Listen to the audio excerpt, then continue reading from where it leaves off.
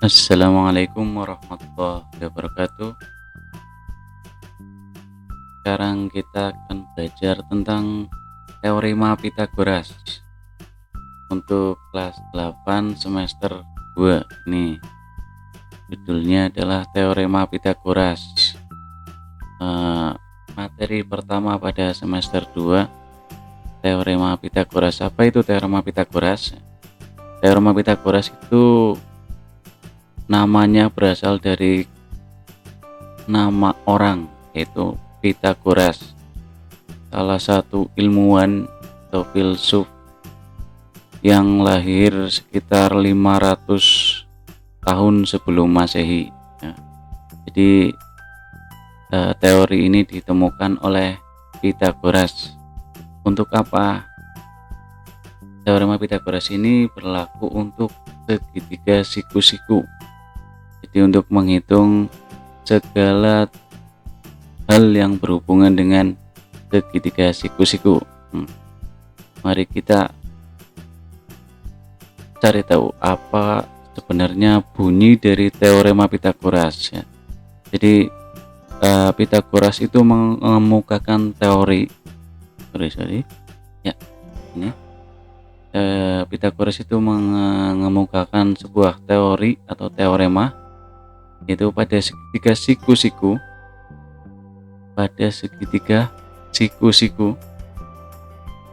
berlaku kuadrat sisi terpanjang sama dengan jumlah kuadrat sisi-sisi penyikunya.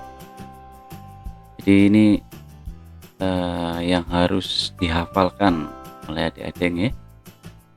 Ini kuadrat sisi terpanjang sama dengan jumlah kuadrat sisi-sisi penyikunya.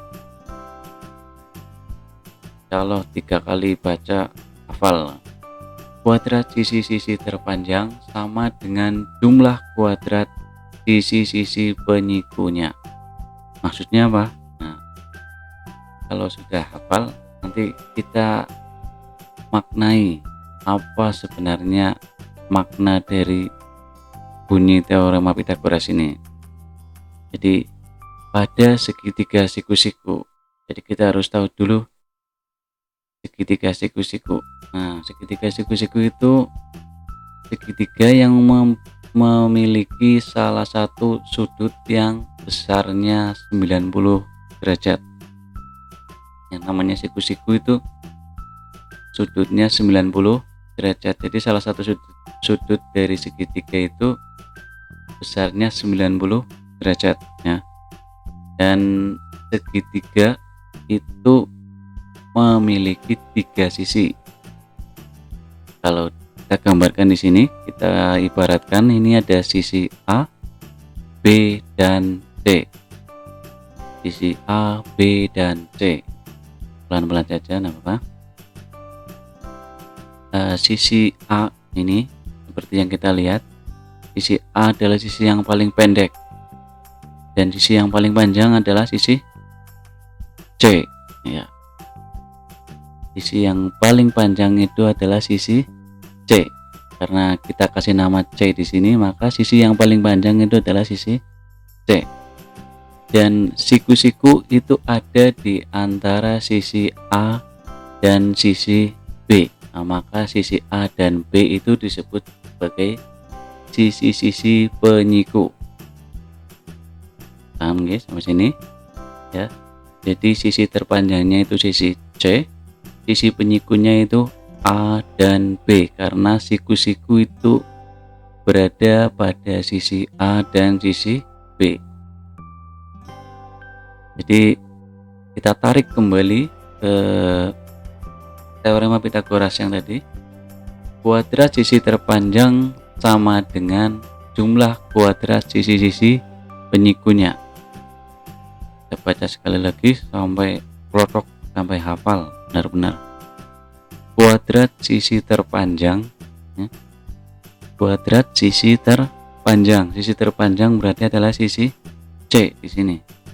Berarti C dikuadratkan. Berarti C kuadrat sama dengan jumlah. Berarti nanti dijumlah kuadrat sisi-sisi penyikunya. sisi penyikunya itu A dan B. Berarti sisi A dikuadratkan, B dikuadratkan, kemudian dijumlah.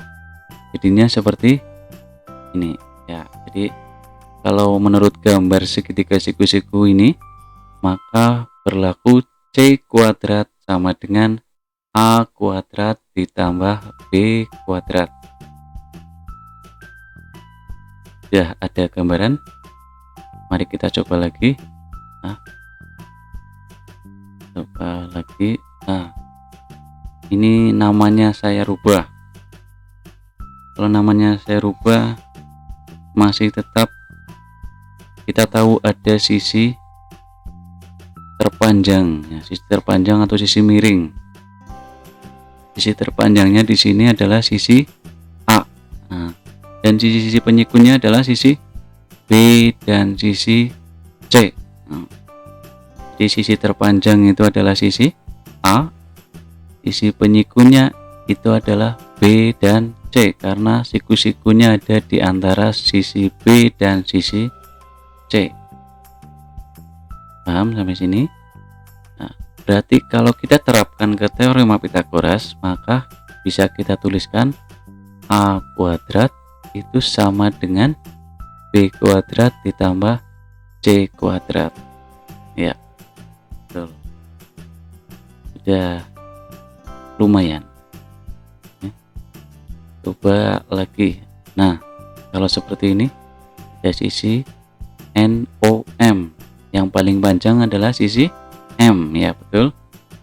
Dan sisi penyikunya itu adalah sisi N dan sisi O, ya.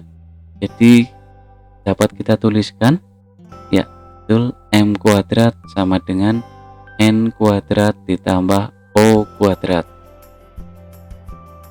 Ya, itu adalah penerapan dari teorema Pitagoras. Sebenarnya cukup kalian hafalkan ini. Insya Allah nanti bisa diterapkan di soal-soal teorema Pitagoras. Nah, sekarang bagaimana kalau kita aplikasikan ke angka? Nah, jadi di sini sudah diketahui ada segitiga siku-siku. Sisinya di sini 3, sini 4, dan sini belum diketahui. Kita kasih nama sisi yang belum diketahui itu sisi X. X. Jadi sisi yang paling panjang itu adalah sisi X, ya betul. Siku-sikunya ada di antara 3 dan 4, maka bisa kita tuliskan ya X kuadrat sama dengan 3 kuadrat ditambah 4 kuadrat, atau kalau mau dibalik 4 kuadrat ditambah 3 kuadrat juga tidak apa-apa, karena pada penjumlahan berlaku sifat komutatif nih ya. Jadi X kuadrat sama dengan 3 kuadrat ditambah 4 kuadrat. Ini masih aplikasi dari teorema Pitagoras yang sudah kita pelajari tadi. Sampai sini mungkin sudah paham tentang teorema Pitagoras. Jadi berlaku untuk segitiga siku-siku, kuadrat sisi terpanjang itu sama dengan jumlah kuadrat dari sisi-sisi penyikunya. Terus kemudian teorema Pitagoras itu bisa untuk mencari sisi yang belum diketahui. Nah, jadi di sini sisi terpanjangnya belum diketahui. Kita kasih nama X di sini. Kita bisa cari X-nya dengan teorema Pitagoras yang sudah kita buat tadi. Ya. Di penyelesaiannya bagaimana?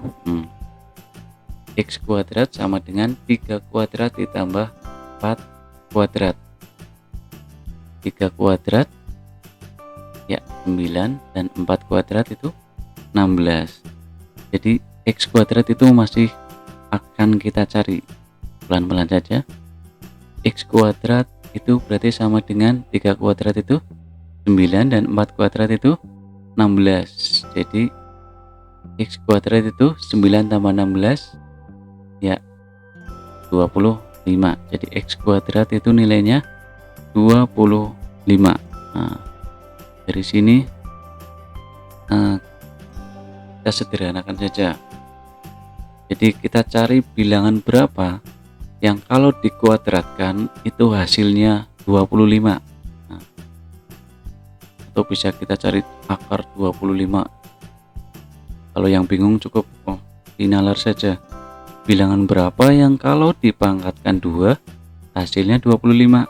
Ya, betul. 5. Ya, karena 5 pangkat 2 itu 25, maka X itu nilainya 5.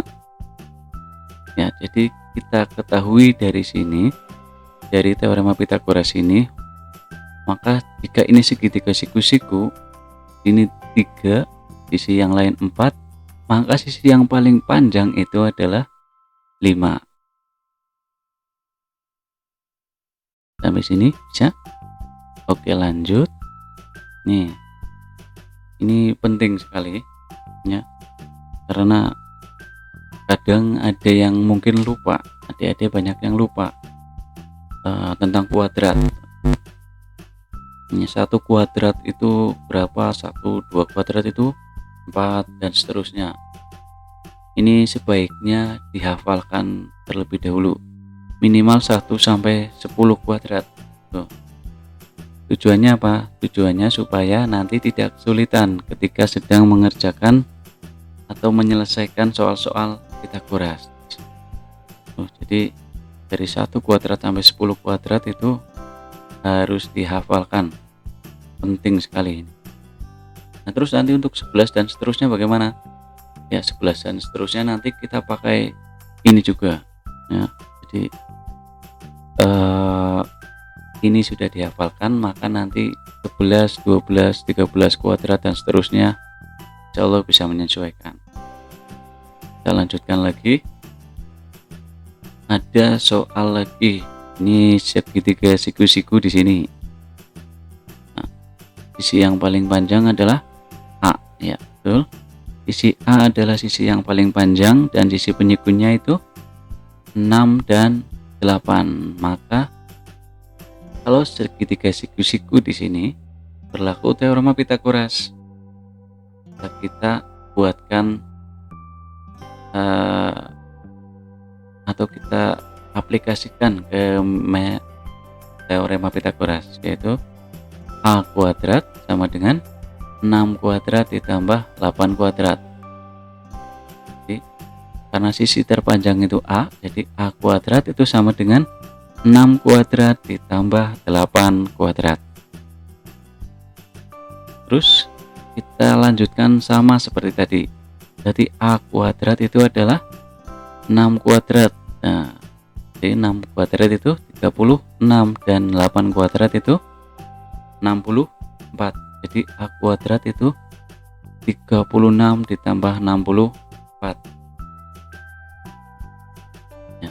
36 tambah 64 berapa? Ya, jadi A kuadrat itu 100 ya.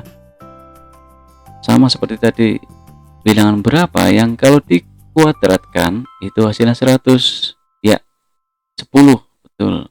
Jadi A sudah diketahui, kita sudah dapat nilai A itu 10. Gampang kan? Ya, coba lagi. Nah, ini ada satu segitiga siku-siku lagi. Nah, ini agak panjang.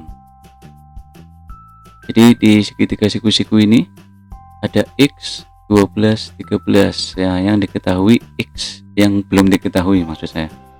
Yang belum diketahui itu nilai X. X-nya berapa? Dan yang sudah diketahui 12 itu sisi tegak ini, dan sisi miringnya atau sisi yang paling panjang itu 13. Ini berbeda seperti yang tadi. Ini sisi yang paling panjang sudah diketahui 13. Jadi kita terapkan saja ke teorema Pythagoras. Sisi yang paling panjang adalah 13, maka tetap 13 kuadrat sama dengan X kuadrat ditambah 12 kuadrat, atau mau dibalik 12 kuadrat ditambah X kuadrat juga tidak apa-apa. Jadi kita tuliskan saja 13 kuadrat sama dengan X kuadrat ditambah 12 kuadrat. Nah, seperti ini dulu saja. Prinsipnya harus kita pakai teorema Pythagoras yang seperti tadi saja, tidak usah terlalu banyak menghafalkan yang lainnya.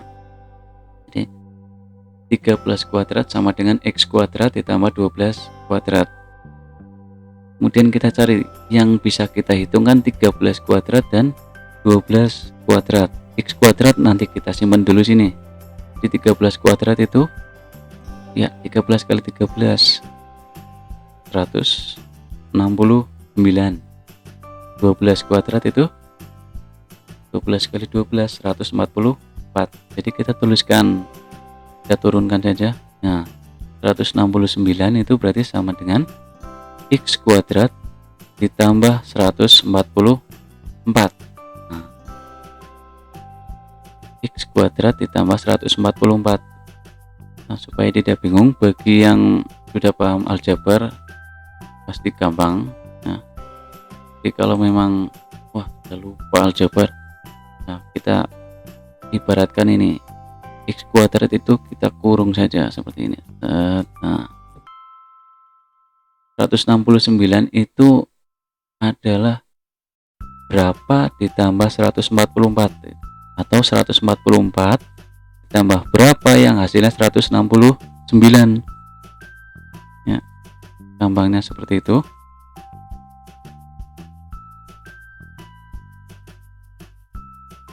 Atau kita cari, jadi x kuadrat itu 169 dikurangi 144 ya, supaya nanti ketemu sama saja. Bilangan berapa yang ditambah 144 hasilnya 169. Oh, x kuadrat berarti nilainya adalah 25, karena 25 tambah 144 itu 169. Jadi x kuadrat ini adalah nilainya 25 ya. X kuadrat ini nilainya 25. Ini bagi yang sudah bisa aljabar pasti gampang, tapi bagi yang belum, kita pakai penalaran saja ya. Jadi x kuadrat itu kita tutup dulu, kita cari bilangan berapa yang ditambah 144 itu hasilnya 169, itu 25. Jadi x kuadrat itu nilainya 25 ya. Maka x nya itu berapa? Nah, kita cari tahu x nya berapa ya. Jadi yang dikuadratkan hasilnya 25 itu 5, maka kita temui atau kita temukan x nya itu 5 ya. Jadi bilangan di sini itu nilainya 5, atau x di sini panjang isi ini nilainya 5. Paham sampai sini? Ayo kita coba lagi. Kalau ini ada segitiga siku-siku, isinya 8x dan 17. Siku-sikunya di sini ya, ini siku-siku. Maka sisi yang paling panjang, kita cari sisi yang paling panjang itu, oh ini pasti 17. Sisi siku-sikunya atau sisi penyikunya itu 8 dan x ya. Jadi kalau kita tuliskan teorema Pythagoras ya, 17 kuadrat sama dengan 8 kuadrat ditambah x kuadrat, atau 17 kuadrat sama dengan x kuadrat tambah 8 kuadrat, cukup boleh ya. Kita pakai yang ini, misalkan 17 kuadrat itu sama dengan x kuadrat ditambah 8 kuadrat ya. Sama seperti tadi, kita cari 17 kuadrat sama 8 kuadrat. 17 kali 17 ya 289 ya. Jadi 17 kuadrat itu 289 dan 8 kuadrat itu 64, sama kayak tadi. Wah, bilangan berapa yang kalau dijumlahkan 64 hasilnya 289? Berapa?